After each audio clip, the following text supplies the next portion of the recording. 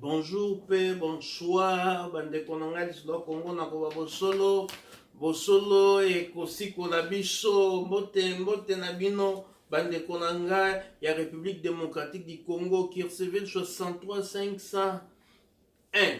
Lelo kaka na émission lelo na kolobela papa batela libala na yo, papa batela mwasi na yo, na koloba yango na polele na kobanga moto te, na banga nani?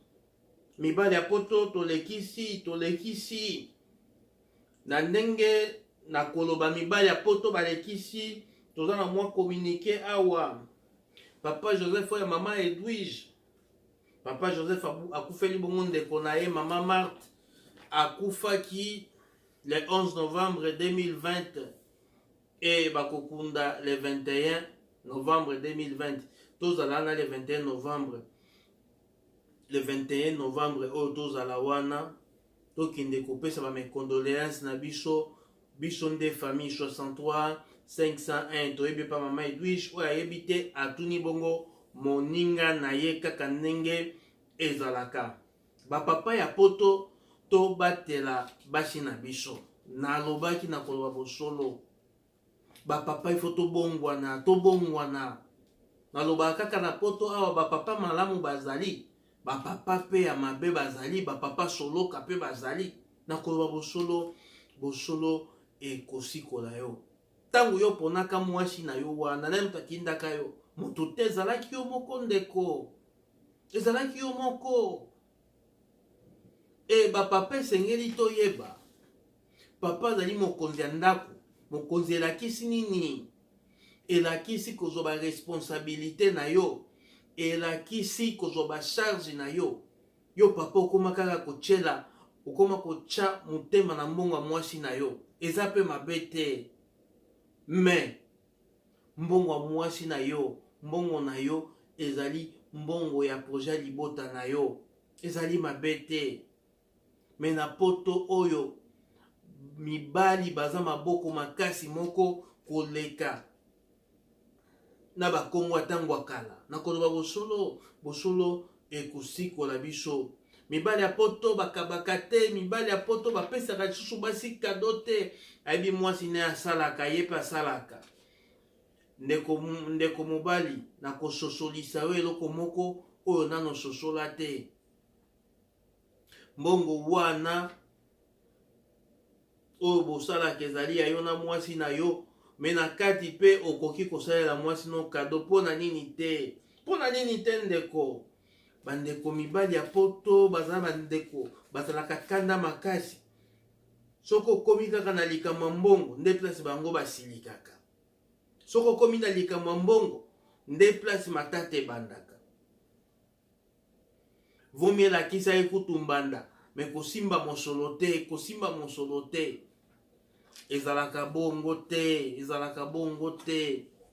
Mobali ya malamu ayeba ndako ezali ya azwa ba responsabilité na ye. Nyonso tosalaka toye koluka, toye kobunda elongo na basi na biso, na libota na biso. Me mibali mosusu te. Mibali mosusu baza bongo te. Ya moni penza ngande penza fona bongisa bato na mboka na ngai Congo. Ngande vraiment na shuka bokomi kokabola, moko afuta courant, moko afuta mai, monga kolia bokomi kokabola. Me balobi wana eza libala te ndeko mobali. Wana eza libala te. Vome kutu botika na bino. Okende kovanda no mobali na mibali comme ça bosangisaka bamonga kolia, bambongo ya mituka, bosangisa bamonga lotiliki. Mibali ya poto tozonga mibali te. Tozonga mibali. Nakoloba bosolo ekosikola biso. Okomona ye kaka bwaza mobali, me mobali akoma koloba lokola mwasi banda akoma kozwa mosolo te. Ezalaka bongo te. Mokolo mosusu mwasi na komema na la police, omoni ye moto mabe. Bandeko mibali esengeli tobatela basi na biso na koloba maloba kitoko, na koyeba yo ozali mokonzi ya ndako. na koyeba yo ozali mokonzi ya ndako, parce que soko yo mobali oza lisusu koasime baresponsabilité na yo te. Yebaka obungi nzela libala, obungi nzela libala. Mwasi akoyokela yo ata mokolo moko te, akoyokela yo te ndeko.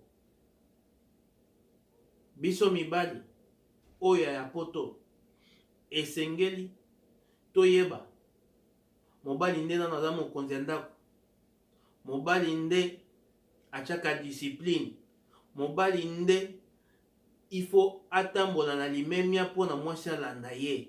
Eza bongo, eza bongo. Bandeko na koba bosolo ekosikola biso. Yo mobali soko ekomi kaka na likambo ya mbongo nde okomi kofinga mwasi na yo. Soko ekomi na likambo ya mbongo okomi kobandi soko eza ndenge wana tokabola.